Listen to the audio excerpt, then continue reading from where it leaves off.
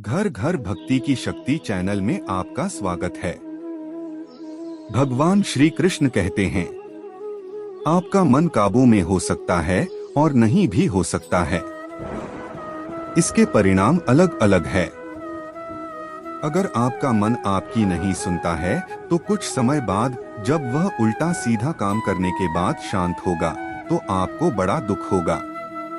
अगर आप अपने मन को अपने अनुसार चलाते हैं तो आप वही करेंगे जो आप करना चाहते हैं, फिर इसमें विवाद का कोई विषय नहीं होगा।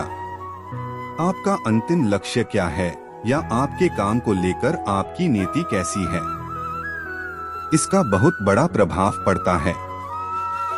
यकीन मानकर चलिए, अगर आपने कुछ अच्छा हो यह सोचकर किसी काम की शुरुआत की है तो निश्चित ही इसका सकारात्मक परिणाम मिलेगा।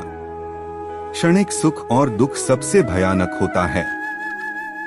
एक पल में मिलने वाली खुशी आपको ज्यादा देर तक खुश नहीं रख सकती है। हमारी इंद्रियां दर दर भटकती हैं, कुछ न कुछ वह ढूंढती रहती हैं, जहां कोई मौका मिले वहां तृप्ति कर लेती हैं।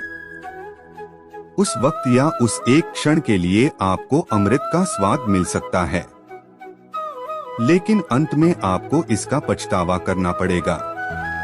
जितना आपने मधुर स्वाद चखा है उसके बराबर आपको विष भी पीना पड़ेगा। भाग्य का साथ न देना, मेहनत का फल न मिलना, इन सब का दोष हम भगवान पर लगाते हैं। यह गलत है। भगवान ने हम सभी को बराबर संसाधन दिए हैं।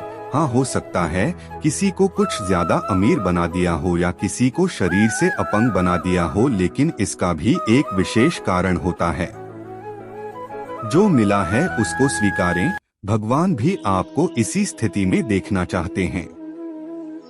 मन से ज्यादा उपजाऊ जगह कोई नहीं है, क्योंकि वहाँ जो भी कुछ बोला जाएगा बढ़ता जरूर है, चाहे फिर वह विचार हो, नफरत हो या फिर प्यार हो। जिन्होंने आपको कष्ट दिया है, कष्ट तो उन्हें भी मिलेगा, और यदि आप भाग्यशाली हुए तो ईश्वर आपको यह देखने का अवसर भी देगा। जहाँ अपनों के सामने सच्चाई साबित करनी पड़े वहाँ बुरे बन जाना ही ठीक है। अपमान का बदला झगड़े या लड़ाई से नहीं लिया जाता, बल्कि शांति से कामयाब होकर लिया जाता है।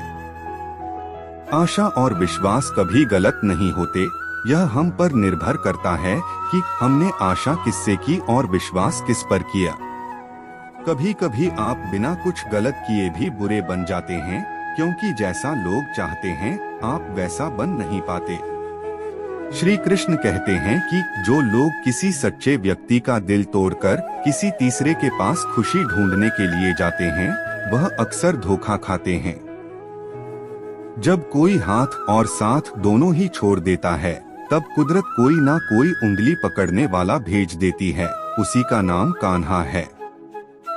प्यार या प्रेम एक ऐसा एहसास है जो किसी भी इंसान को कभी भी असफल नहीं होने देता, और अहंकार या घृणा वह एहसास है जो किसी भी इंसान को कभी भी सफल नहीं होने देता। जो मनुष्य अपने जीवन को अपने अतीत या अपने भूतकाल के भरोसे जीते हैं, उन्हें श्री कृष्ण मार्गदर्शन देते हुए कहते हैं कि मनुष्य का जीवन ना तो उनके भूतकाल में है और ना ही भविष्य काल में है। मनुष्य के जीवन का असली सुख उसके वर्तमान काल में ही है। इसलिए हर मनुष्य को अपने वर्तमान के जीवन का पूरा आनंद लेना चाहिए और निस्वार्थ भाव से सत्य कर्म करते रहना चाहिए। श्री कृष्ण कहते हैं कि जिस प्रेम के रिश्ते में स्वार्थ, अहंकार या मतलब होता है, वह रिश्ता प्रेम का रिश्ता कभी नहीं कहला सकता, क्योंकि प्रेम का रिश्ता निस्वार्थ होता है, यानी प्रेम के रिश्ते में कोई स्वार्थ नहीं होता। श्री कृष्ण और राधा दोनों ने ही इस पृथ्वी पर कुछ विशेष कार्य को पूर्ण करने के लिए अवतार लिया था। उन दोनों का मिलना और मिलकर बिछड़ना एक प्रक्रिया मात्र थी जो पहले से निश्चित थी, और इसी प्रक्रिया के माध्यम से उन्होंने प्रेम के वास्तविक रूप को इस संसार को समझाया।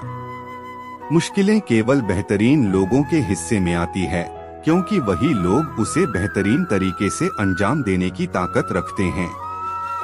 मनुष्य के जीवन के दुखों का मुख्य कारण उसके खुद की आशाएं और इच्छाएं होती है, मनुष्य की इच्छाएं काफी प्रबल होती हैं और जब मनुष्य की इच्छा के अनुरूप कार्य नहीं होता तो उसका मन दुखी होता है। अगर मनुष्य अपनी इच्छाओं का त्याग करे तो उसके जीवन में सुख के अलावा और कुछ नहीं होगा। हमारा उद्देश्य है घर घर भक्ति की शक्ति को पहुंचाना। ऐसी ही और भी भक्ति वीडियोस देखने के लिए वीडियो को लाइक करें, चैनल को सब्सक्राइब करें। जय श्री कृष्णा। राधे राधे दोस्तों।